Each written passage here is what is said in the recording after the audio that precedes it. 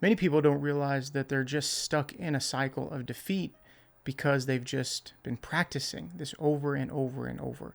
And it feels normal to them now. Maybe it feels normal to you to be stuck in a pattern of dysfunction or behavior or something. But what's normal isn't always godly. And sometimes we grow so used to the lies of the enemy that they sound like our own thoughts. And that's how strongholds work. The Bible tells us in 2 Corinthians 10, 4 through 5, it says, the weapons that we fight with are not weapons of the world. On the contrary, they have the divine power to demolish strongholds. So what are strongholds? They're fortified patterns of thinking that set themselves up against the truth of God. There are mental, emotional habits that keep us trapped in fear, shame, doubt, disobedience, and strongholds. They're built with words, right? You say, I'll never be free. Often enough, you start to believe it, right? If you repeat, I'm not good enough, long enough, it becomes your identity. You are not good enough because you believe that about yourself. And so your life reflects that. And here's the good news, though, that what is built on lies can be torn down with truth like that.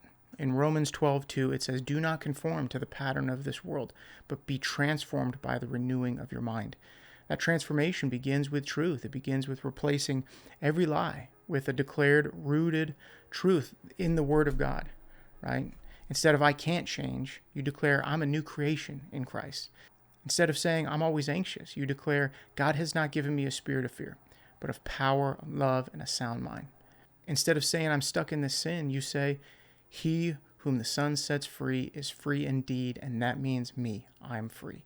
And that's how you break the cycle. Like, it's as simple as that. It's easy, but it takes effort, right? And this is how you stop rehearsing defeat and start declaring victory over your life. And it is essential that you do that. And that's how you become victorious in your walk. This isn't about denying reality. It's about declaring a greater reality. It's about aligning your words with the promises of God instead of the lies of the enemy.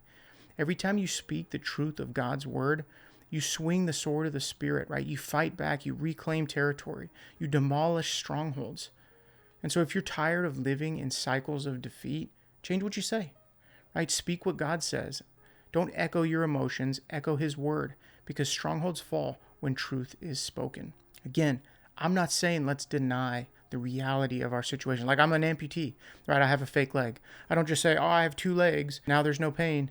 It's like, no, like, I can do all things through Christ who strengthens me. Even though I only have 1 leg, I'm going to walk. I'm going to run. I'm going to pursue life in spite of a disability, in despite of pain. I'm going to do it with courage because Jesus says that I can do all things through Christ who gives me the strength that I need to accomplish his mission. So it's my responsibility to speak that over my life. In every area of my life, in my marriage, my personal life, my relationships, my work, you're no different.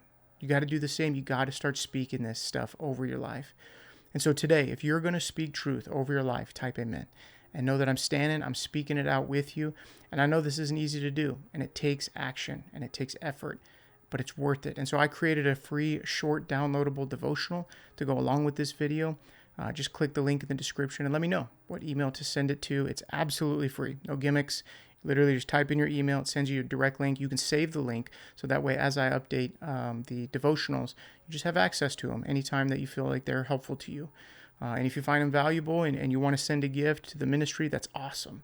It helps me get them out to more people. With that, I do want to say thank you to all the ministry partners already. You make what I do possible. I couldn't make any of these videos without you. And so thank you for your prayers. You guys were living in some crazy times, so let's continue to walk in truth, war against deception, and stay sharp because Jesus is coming soon.